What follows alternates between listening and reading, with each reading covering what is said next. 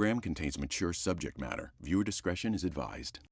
Let's talk about how we got to this point and the progress that he's made. Well, the thing that really has transformed things for Matthew has been TMS, transcranial magnetic stimulation. It's MRI strength magnetic pulses that we use to stimulate the brain. And we treat one part of the brain to treat depression, and it's really helped that, and it's also helped curb the urges of his addiction, got him through a difficult detox off of OxyContin, which we did. And then we treated a different part of his brain to treat his phantom limb pain. And his phantom limb pain has gone away now, at least that's what he tells me.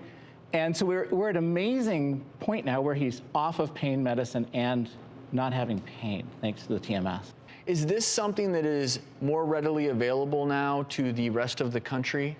Well, TMS is FDA approved to treat depression, but we do find other uses for it. And treating phantom limb pain has been one of the new exciting prospects for it. Phantom limb pain, you're having pain in the limbs that have been amputated. So the problem actually isn't with the legs, the problem's in the brain. And we target these magnetic pulses at the part of the brain that represented his legs to calm that area down and get it working normally again. So part of your recovery, emotional, psychological, Brian? First and foremost, Matthew, to see you walk on that stage so proud is amazing. It's extremely gratifying. We actually would joke about it and said, you know what, when you walk on stage, I want you to moonwalk. Maybe next time. But one of the most poignant things that I recall is the first thing you told me was the look in your mom's eyes when she saw you for the first time stand up.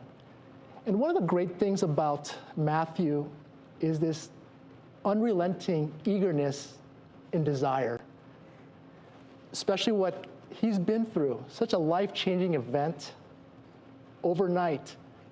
What's really critical is to instill hopefulness, because someone that experienced such a traumatic event, hopelessness is something you want to avoid.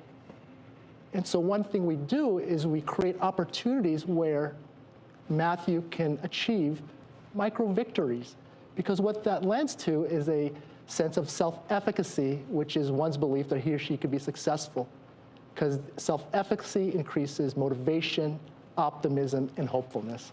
Matthew, was there a transformative moment that you can look back at where in that moment everything changed for you?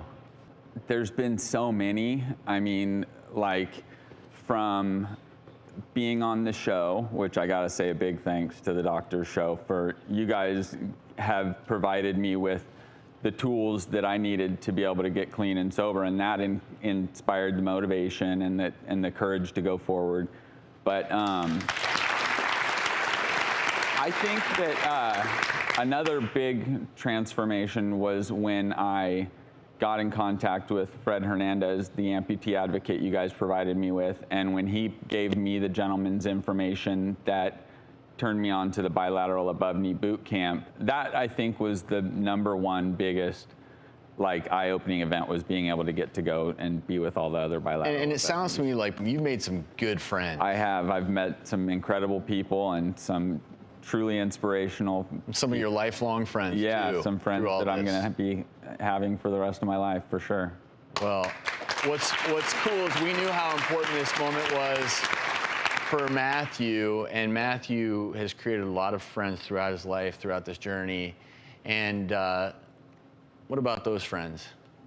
Donato's my best friend ever. Cameron Clapp is one of the best mentors I could have ever imagined. And my buddy Clayton there on the right, he's been my swimming buddy since I decided to sign up for the Challenged Athletes Foundation triathlon here coming up at the end of this month.